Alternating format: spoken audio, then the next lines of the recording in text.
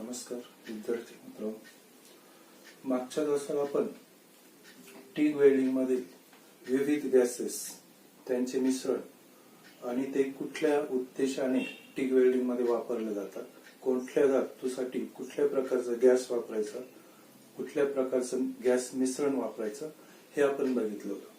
आजच्या भागामध्ये आपण डिफेक्ट इन GTAW म्हणजे गॅस टंगस्टन आर्क वेल्डिंग मध्ये जे काही दोष वेल्डिंग केल्यानंतर आपल्याला दिसून येतात किंवा वेल्डिंग करताना आपल्याला त्याचा त्रास होतो, तर असे दोष आपण बघणार आहे. तर याच्यामध्ये जेव्हा आपण वेल्डिंग करतो तर तो वेल्डिंग केलेला जो भाग आहे, जो जॉब आहे किंवा जो पार्ट आहे, तो वेल्डिंग नंतर कुठेतरी एखाद्या यंत्रामध्ये वापरला जातो किंवा एखाद्या इंडस्ट्रीमध्ये वापरला जातो. अशा वेळी त्याच्यामध्ये जर कुठलाही डिफेक्ट असेल आणि वेल्डिंग नंतर तो वापरात आल्यानंतर काही अनावधानाने अपघात झाला तर त्याचा दोष पूर्ण आपल्या वेल्डिंग वर येतो आणि मग वेल्डिंग सदोष असल्या प्रकारे आपल्याला त्याची भरपाई द्यावी लागते. तर ही भरपाई देता येऊ नये म्हणून आपल्याला वेल्डिंग करण्यापूर्वी किंवा वेल्डिंग करताना हे डिफेक्ट कसे दूर करता येईल त्याची जाण असणं आवश्यक आहे. तर महत्वाचे आपल्याला यामध्ये 4 प्रकारचे डिफेक्ट आहेत टिग वेल्डिंग मध्ये. पहिला आहे आर्क इनस्टॅबिलिटी किंवा अस्थिर arc.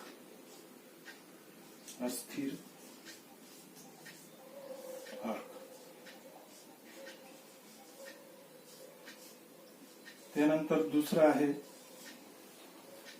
Electrode consumption, rapid electrode consumption म्हणजे इलेक्ट्रोडचं ज्वलन.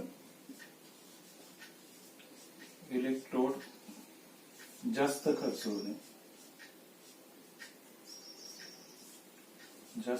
होणे. त्यानंतर तिसरा भाग आहे याच्यामध्ये, तर याच्यामध्ये टंगस्टन इन्क्लुजन हा एक महत्वाचा दोष आहे. तो तिसरा दोष आहे टंगस्टन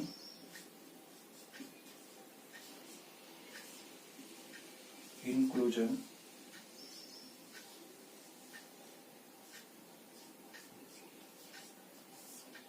आणि चौथा भाग आहे वेल्डिंग बीड मध्ये येणारी पोरोसिटी किंवा सच्छिद्रता.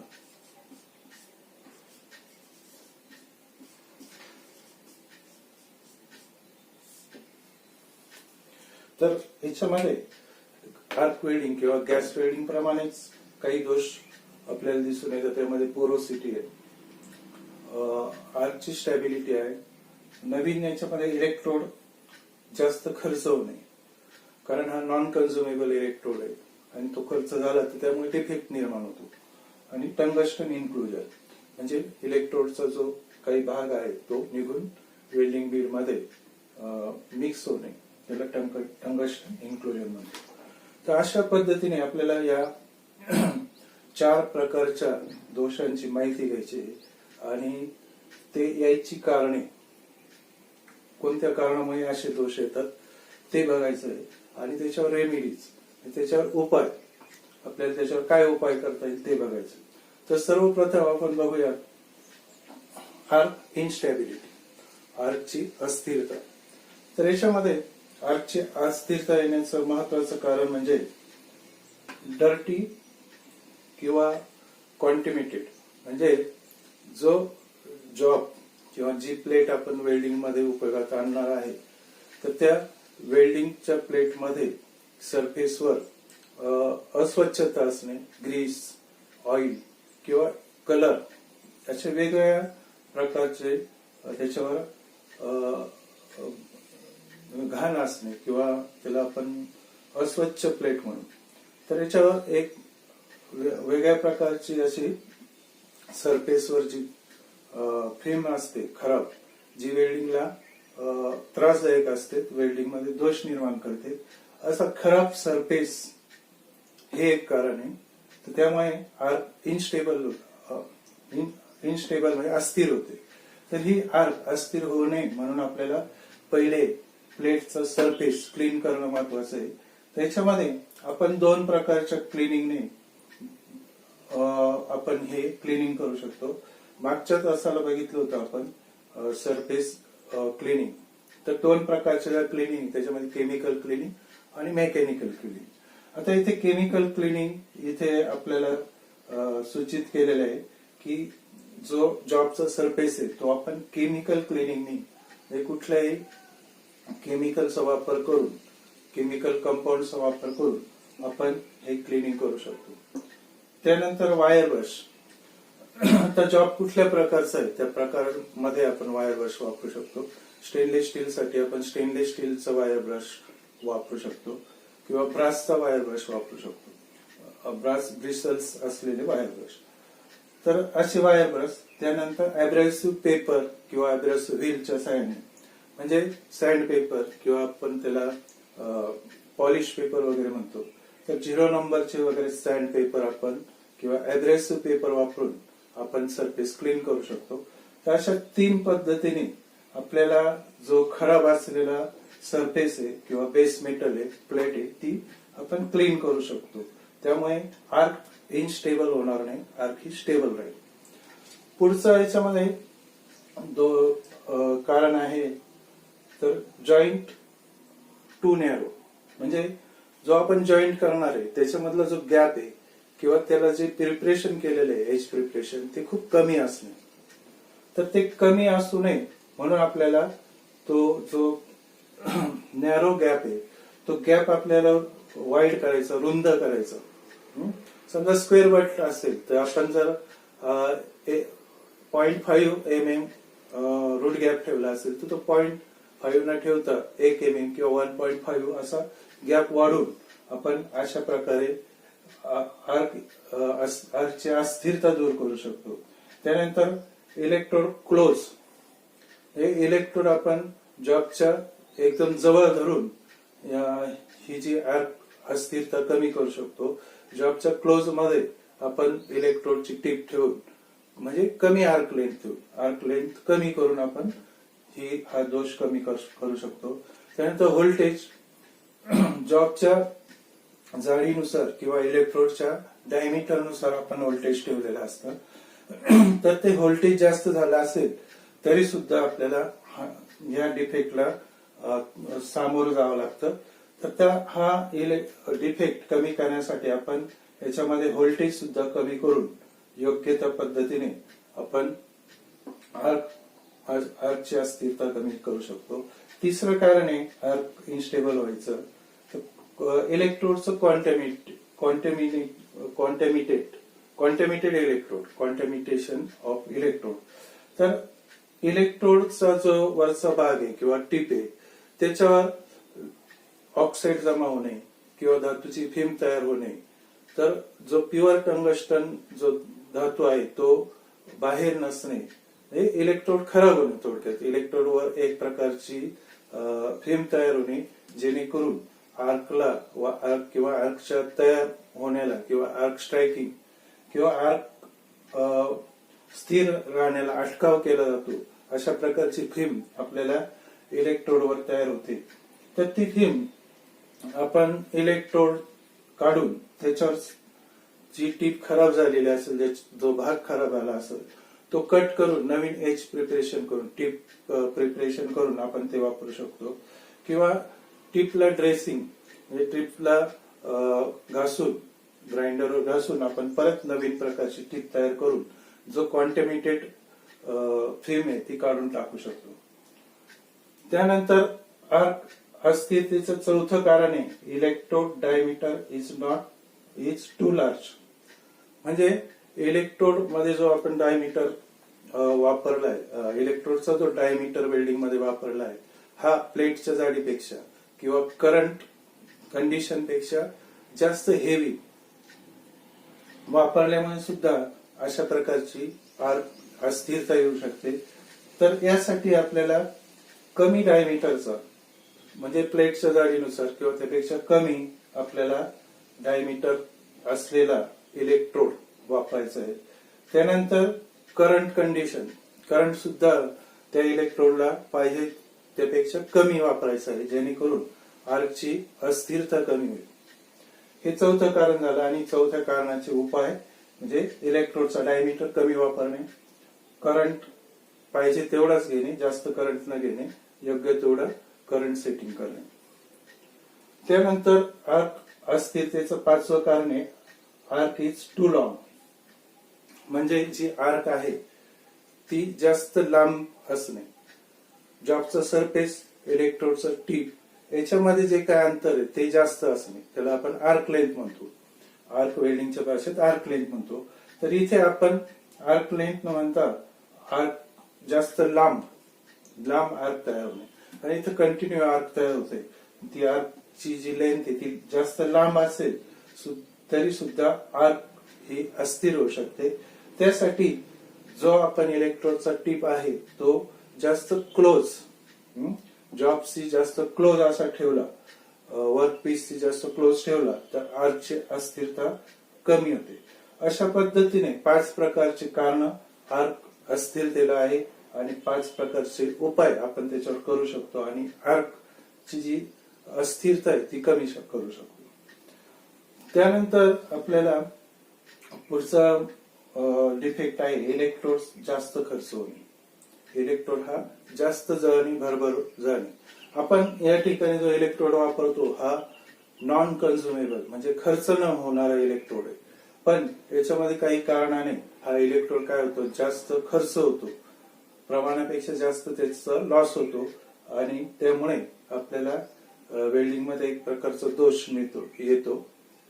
तर त्याला रॅपिड इलेक्ट्रोड कन्झम्पशन म्हणजे इलेक्ट्रोड हा जास्त खर्च होणे, जास्त त्याची आर्क तयार होणे. तर याची कारण बघू आपण. तर पहिलं कारण आहे शिल्डिंग अनएडेक्वेट. म्हणजे आपण जो शिल्डिंग गॅस वापरलाय, इनर्ट गॅस, ऑर्गन किंवा हेलियम, तर हा जो गॅस आहे तो पुरेसा न मिळणे. म्हणजे आपण जॉब फ्लोमीटरवर जे काही सेटिंग केलंय गॅस फ्लो होण्यासाठी ते 4 किंवा 5 लिटर पर मिनिट एवढ्या प्रमाणात पाहिजे. तर जॉबच्या जाडीनुसार किंवा इलेक्ट्रोडच्या साईज नुसार आपल्याला तो फ्लो सेट करावा लागतो. तो 4 ते 5 किंवा 10 पर्यंत आपण तो कमी जास्त करू शकतो. तर हा जर एकदम कमी असेल, 1 किंवा 2 लिटर पर मिनिट असेल, तर त्यामुळे अशा प्रकारचा दोष याच्यामध्ये येतो. तर याच्यामध्ये आपल्याला इलेक्ट्रोड नोझल क्लीन करावं लागतं. इलेक्ट्रोड च्या बाजूला नोझलला जर कॉन्टॅमिनेशन झालंय, त्याच्यावर एक प्रकारची फिल्म किंवा धातूचे कण चिकटलेले आहे, तर अशा वेळेस आपण नोझल क्लीन करू शकतो. त्यानंतर जॉब आणि इलेक्ट्रोडची टीप हे क्लोज जास्तीत जास्त जवळ ठेवून वेल्डिंग करण्याचा प्रयत्न करू शकतो. तर याच्यामध्ये गॅसचा फ्लो आपण वाढवू शकतो, कारण ऑक्सिडेशन होतं याच्यामुळे. शिल्डिंग गॅस जर कमी मिळाला किंवा बंद असला, म्हणजे गॅसचं सेटिंग तुम्ही केलेलं नसतं, गॅस फ्लो येत नसला, गॅसच येत नसला, तर इलेक्ट्रोडचं ऑक्सिडेशन ही क्रिया होते. कारण जेव्हा इलेक्ट्रोड गरम होतो, लाल गरम होतो, तेव्हा तो हवेतल्या ऑक्सिजनच्या संपर्कात येऊन त्याचं ऑक्सिडेशन होतं आणि त्यामुळे इलेक्ट्रोड जास्त भरभर जळू लागतो. तर हे 2 उपाय आपण केले. नोझल क्लीन केली, त्यानंतर इलेक्ट्रोड हा जास्त क्लोज मध्ये आपण जॉबच्या आणला, तर आपण या पद्धतीने हे रॅपिड इलेक्ट्रोड कन्झम्पशन किंवा भरभर जळणे, इलेक्ट्रोड जास्त खर्च होणे हा प्रकार कमी करू शकतो. त्यानंतर आपली पोलॅरिटी, वेल्डिंग साठीची आवश्यक पोलॅरिटी आहे. म्हणजे अल्युमिनियम साठी AC करंट असतो आणि इतर धातूसाठी कार्बन स्टील किंवा स्टेनलेस स्टील यासाठी आपण DC पोलॅरिटी वापरतो. त्याच्यामध्ये निगेटिव्ह किंवा पॉझिटिव्ह म्हणजे रिव्हर्स किंवा स्ट्रेट पोलॅरिटी. तर याच्यामध्ये आपली जर पोलॅरिटी चुकीची असेल तरी सुद्धा इलेक्ट्रोडचा खर्च जास्त होतो, इलेक्ट्रोड कन्झम्पशन जास्त होतो. तर याच्यामध्ये रिव्हर्स पोलॅरिटी जास्त वापर झाला तरी याच्यामध्ये इलेक्ट्रोडचं कन्झम्पशन जास्त होतं, कारण रिव्हर्स मध्ये आपल्याला इलेक्ट्रोडला जास्त करंट मिळतो आणि त्याच्यामुळे सुद्धा इलेक्ट्रोड खर्च होतो. ठराविक जॉब साठीच आपण रिव्हर्स पोलॅरिटी वापरतो, पण इतर जॉब साठी जर रिव्हर्स पोलॅरिटी वापरली तर त्याचा परिणाम इलेक्ट्रोड जास्त खर्च होण्यावर होतो.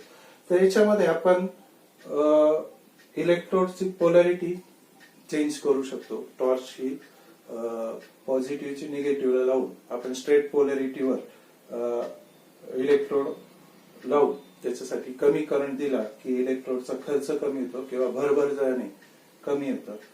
शिवाय आपण याच्यामध्ये जास्त जाडीचा इलेक्ट्रोड, जास्त डायमीटरचा इलेक्ट्रोडचा वापर केला तरी हा दोष आपल्याला कमी करता येतो. त्यानंतर याच्यामध्ये जर इलेक्ट्रोड चा डायमीटर कमी असेल, तिसरा याचा कारण आहे इलेक्ट्रोड कन्झम्पशनचं, तर इलेक्ट्रोडचा डायमीटर कमी असेल जॉबच्या जाडीपेक्षा किंवा करंट रेंजपेक्षा जर त्या प्रमाणापेक्षा कमी डायमीटरचा इलेक्ट्रोड असेल तरी हा दोष येऊ शकतो. तर याच्यामध्ये करंट सुद्धा आपल्याला जास्त असेल तरी हा दोष येतो. तर याचा उपाय आपल्याला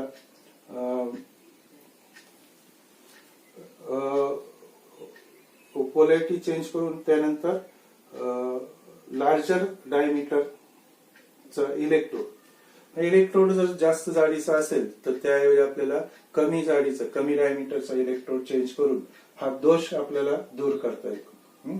तर याचं कारण काय आहे, स्मॉल डायमीटरचा इलेक्ट्रोड जास्त करंट वर वितळतो म्हणून रॅपिड कन्झम्पशन होतं. त्यानंतर याच्यामध्ये तिसरं कारण आहे electrode holder too hot. Electrode holder जर जास्त गरम होत असेल तरी इलेक्ट्रोड हा जास्त भरभर जाऊ शकतो किंवा इलेक्ट्रोडचं कन्झम्पशन जास्त होऊ शकतं. तर इलेक्ट्रोड होल्डर का गरम होतं याचा आपण जर शोध घेतला तर आपल्याला याप्रमाणे आपल्याला त्याचे पॅरामीटर बघता येतील. तर इलेक्ट्रोड जर जास्त गरम होत असेल तर आपल्याला त्याच्यामध्ये इलेक्ट्रोड कॉलेट किंवा इलेक्ट्रोड कॉलेट होल्डर ह्या दोन गोष्टी चेक कराव्या लागतील.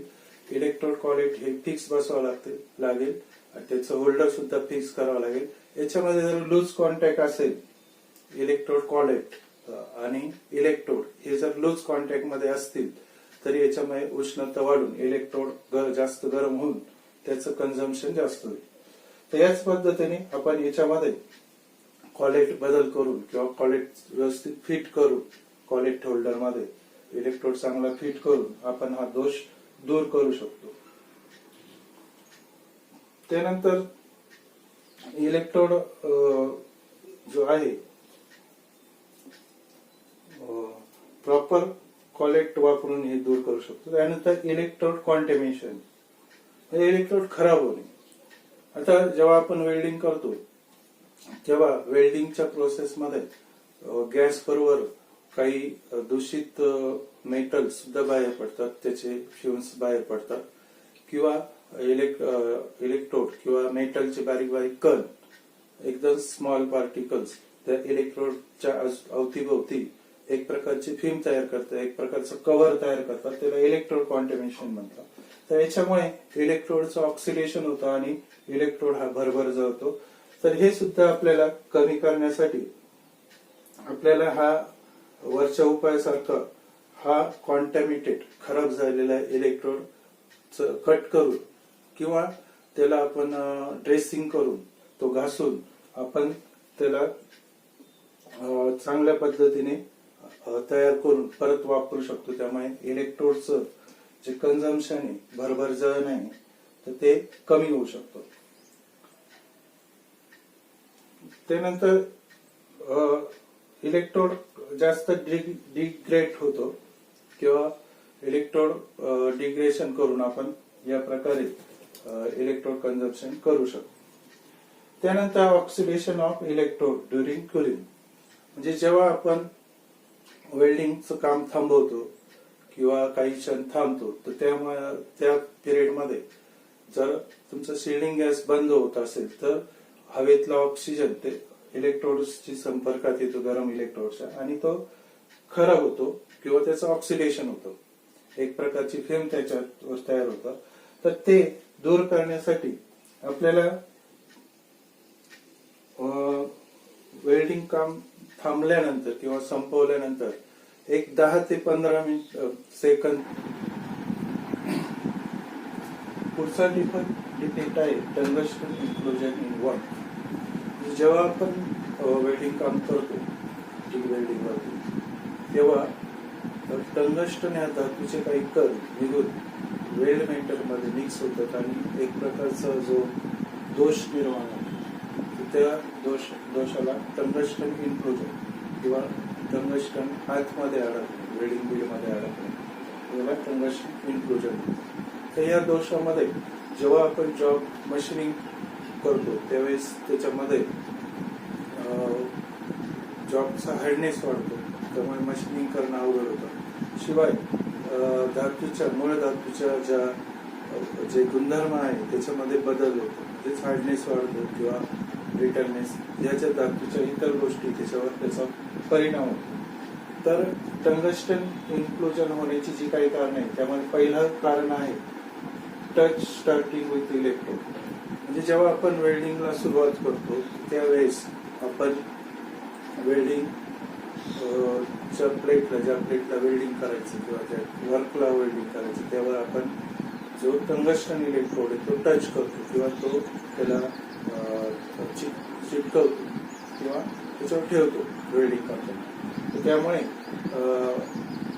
या इलेक्ट्रोड टच झाल्यामुळे त्यातले काही कण जॉब मध्ये जातात. तर याचं कारण असं आहे, याच्यावर रेमेडीज उपाय असा आहे की याच्यामध्ये आपण हाय फ्रिक्वेन्सी युनिट, जे हाय फ्रिक्वेन्सी युनिट काही मशीन मध्ये इनबिल्ट असतं आणि काही मशीनला एक्स्ट्रा बाहेरून दिलेलं असतं. जुनी जे मॉडेल्स आहेत त्यामध्ये बाहेरून हे HF युनिट जोडलेलं असतं. इथे HF युनिटचा वापर इथे झाला पाहिजे, हाय फ्रिक्वेन्सी युनिट, जेणेकरून आपण आर्क ही जॉबला टच न करता तयार करू शकतो. 6 mm अंतरावरून आर्क लगेच इनिशिएट होते, आर्क स्ट्राईक होते आणि आपल्याला इलेक्ट्रोड हा जॉबला टच करावा लागत नाही. त्यामुळे टंगस्टन इन्क्लुजन, टंगस्टनचे जे काही कण आहे इलेक्ट्रोडचे कण, ते वेल्डिंग बीड मध्ये मिक्स होत नाही आणि टंगस्टन इन्क्लुजन हा दोष हा दूर ठेवला जातो. त्यानंतर याच्यामध्ये आपण स्ट्रायकिंग करायची आवश्यकता असेलच ज्या ठिकाणी, त्यामध्ये आपण कॉपर प्लेट वापरू शकतो. पहिले कॉपर प्लेटवर आपण स्ट्राईक करू शकतो किंवा रन ऑन प्लेट किंवा रन ऑफ प्लेट वापरून कॉपरची किंवा इतर धातूची सुद्धा वापरू शकतो. तिथे आपण आर्क इनिशिएट करून वेल्डिंग बीडला सुरुवात करू शकतो. त्यानंतर दुसरं कारण आहे इलेक्ट्रोड मेल्ट होणे आणि जॉब मध्ये मिक्स होणे. म्हणजे जेव्हा आपण TIG वेल्डिंग करतो तर आपला टंगस्टन इलेक्ट्रोड हा वितळतो आणि तो वितळलेल्या बेस मेटल मध्ये मिक्स होतो आणि एक प्रकारचा ऑलाय तिथे तयार होतो. तर हे कारण आहे टंगस्टन इन्क्लुजनचा. तर याच्यामध्ये आपण जर हाय करंट वापरत असाल जॉब किंवा इलेक्ट्रोडच्या डायमीटर पेक्षा जास्त करंट, तिथे स्पेसिफाय केलेल्या करंट पेक्षा जास्त करंट आपण इथे वापरत असू तर यामुळे असा दोष येतो. तर याच्यामध्ये आपण कमी करंट करू, लो करंटवर वेल्डिंग करू किंवा जास्त डायमीटरचा इलेक्ट्रोड, जास्त लार्जेस्ट डायमीटरचा इलेक्ट्रोड वापरू किंवा झिरकॉनेटेड किंवा थोरियम ऑक्साईडचा इलेक्ट्रोड, थोरिएटेड टंगस्टन इलेक्ट्रोड किंवा झिरकोनियम टंगस्टन इलेक्ट्रोड वापरून सुद्धा आपण हा दोष दूर करू शकतो. त्यानंतर fragmentation of electrode by thermal shock. म्हणजे जेव्हा आपण जॉब वेल्डिंग चालू करतो, करंटचा फ्लो इलेक्ट्रोड मध्ये येतो, त्यावेळेस हा जो इलेक्ट्रोड आहे याचा कण, धातूचा कण निघून, इलेक्ट्रोडचा टंगस्टनचा कण निघून वितळलेल्या मेटल मध्ये जातो. तर फ्रॅगमेंटेशन म्हणजे इलेक्ट्रोडला क्रॅक असणे किंवा इलेक्ट्रोडचा असा बारीकसा कण इलेक्ट्रोडला असणे, इलेक्ट्रोडला क्रॅक गेल्यामुळे अशा प्रकारचं इलेक्ट्रोडचं कल जेव्हा आपण वेल्डिंग चालू करतो, HF युनिट वगैरे ज्यामध्ये असतं त्यामुळे हाय करंट फ्लो होतो आणि त्यामुळे हा कल इलेक्ट्रोडचा निष्ठून तो धातूच्या वितळलेल्या मेटलमध्ये, बेस मेटलमध्ये जातो, वर्कमध्ये जातो. तर इथे आपल्याला वेल्डिंग करण्यापूर्वी खात्री करून घ्यायला पाहिजे की इलेक्ट्रोडला क्रॅक वगैरे नाही. Electrodes ends are not crack. इलेक्ट्रोडचे जे टीप आहे ते क्रॅक नाही आहे किंवा त्याला कुठलाही बारीक असा कण टंगस्टनचा धातूचा चिकटलेला नाही आहे. त्यानंतर आपण इमब्रिटल टंगस्टन म्हणजे जो ठिसूळ नाही, जास्त वापर झालेला नाही, असा चांगला टंगस्टन इलेक्ट्रोड वापरून जो ठिसूळ जाईल नाही, ब्रिटल नाही असा धातू टंगस्टन इलेक्ट्रोड वापरून हा दोष दूर करू शकतो.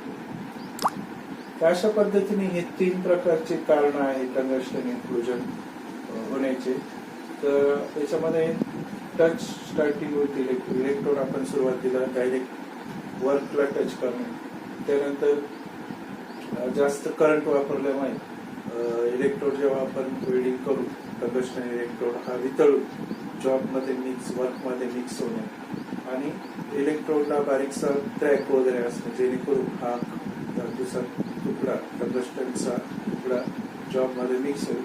तर याला टंगस्टन इन्क्लुजन किंवा इलेक्ट्रोड टंगस्टन बीडमध्ये वेल्डिंग बीडमध्ये टंगस्टनचा कण अडकतो. तर अशा पद्धतीने हे 3 कारण आणि त्याच्यावर 3 उपाय आपण करू शकतो. HF युनिटचा वापर जर जास्त झाला तर त्यामुळे हा दोष बऱ्याच अंशी कमी होतो. त्यानंतरचा दोष आहे पोरोसिटी. आता हा पोरोसिटी कॉमन दोष आहे. आर्क वेल्डिंग, गॅस वेल्डिंग किंवा इतर प्रकारच्या बऱ्याच वेल्डिंग बीडमध्ये आपल्याला दिसून येतो. तर पोरोसिटी येण्याचं मुख्य कारण म्हणजे जेव्हा आपण वेल्डिंग करतो ज्या वितळलेल्या मेटलमध्ये काही कारणाने गॅसेस तयार होत ते बाहेर येईल, वेल्डिंग संपल्यानंतर बाहेर येणे आणि ते बाहेर ज्या ठिकाणाहून येतील त्या ठिकाणी एक समूह, छिद्रांचा समूह किंवा होल्सचा समूह किंवा एक असं होल तयार होणे, त्याला पोरोसिटी म्हणतात. तर हा दोष आपण बऱ्याच प्रकारच्या वेल्डिंग बीडमध्ये बघतो आणि तो TIG वेल्डिंग मध्ये सुद्धा दिसून येतो. तर याचे कारण बघू. याचं पहिलं कारण आहे गॅस इम्प्युरिटीज प्रेझेन्स. म्हणजे गॅसमध्ये समजा ऑर्गॉन शिल्डिंग गॅस असेल तर त्यामध्ये इतर गॅसेसचं काही प्रमाणात मिश्रण असतं. त्याच्यामध्ये हायड्रोजन गॅस आहे, त्यानंतर नायट्रोजन गॅस आहे किंवा वॉटर वेपर्स किंवा वाफ, पाण्याची वाफ आहे. तर या कारणामुळे गॅसमध्येच दोष असल्यामुळे तो वेल्डिंग करताना वितळलेल्या मेटलमध्ये मिक्स होऊन अशा प्रकारचा ते गॅसेस बाहेर येण्याचा प्रयत्न करत असतात, ते होल तयार होतं वेल्डिंग बीडला.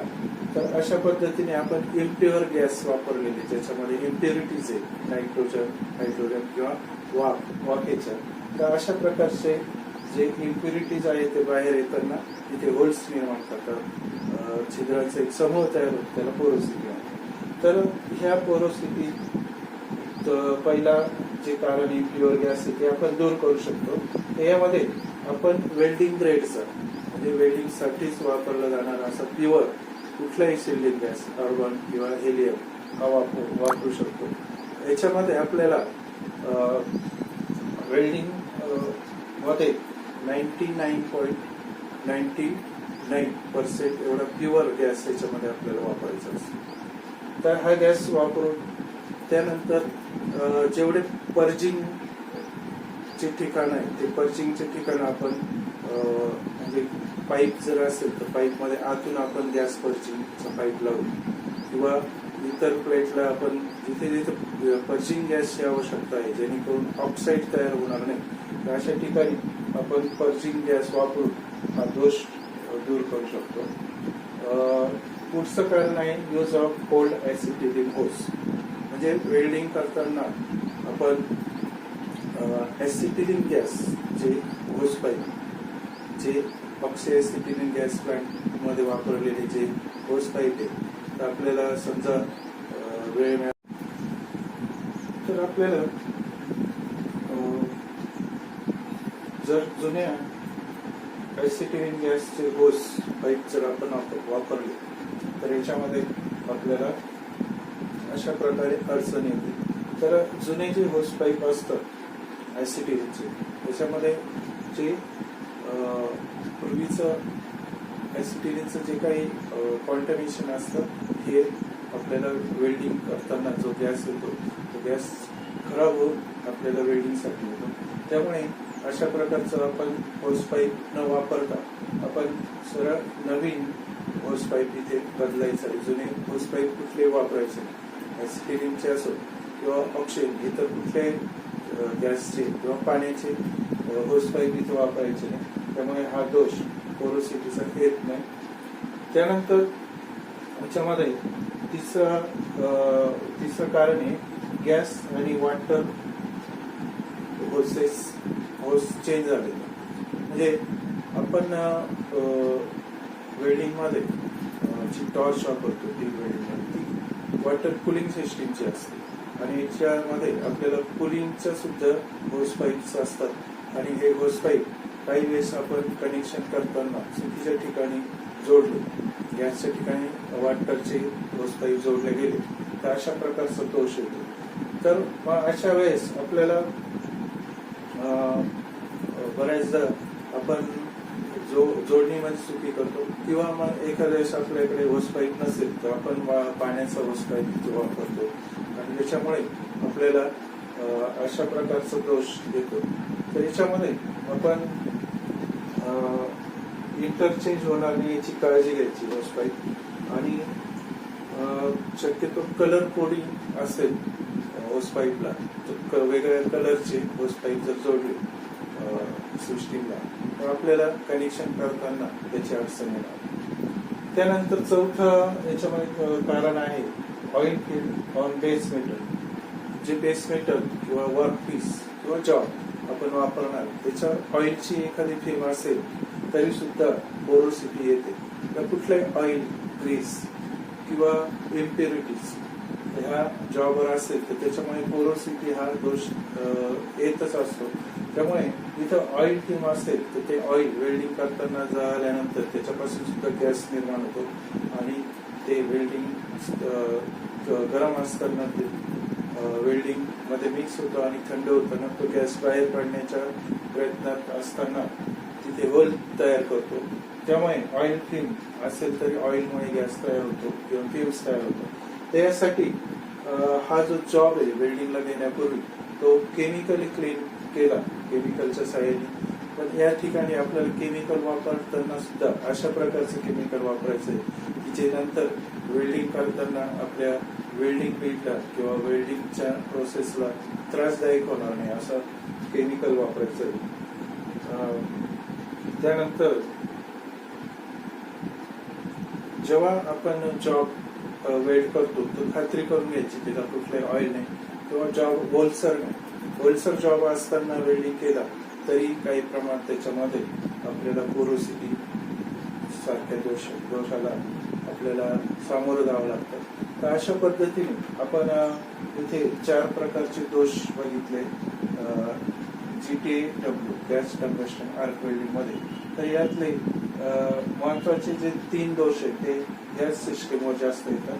त्याच्यामध्ये आर्क अस्थिर असणे, त्यानंतर इलेक्ट्रोड जास्त ज्वलन होणे आणि त्या टंगस्टन बीड मध्ये अडकणे, त्याला टंगस्टन इन्क्लुजन म्हणतात. तर अशा रीतीने 3 दोष आणि चौथा जो सचित्रता हा दोष आहे हा जनरली आपल्याला वेल्डिंग मध्ये दिसतो सर्व प्रकारच्या ऑक्सिडायझिंग गॅस वेल्डिंग करते किंवा आर्क वेल्डिंग या पद्धतीमध्ये आपल्याला हे पोरोसिटी दिसते. तर अशा प्रकारे आपण हे 4 दोष त्यांची कारण आणि त्याच्यावरचे उपाय इथे बघितलेले.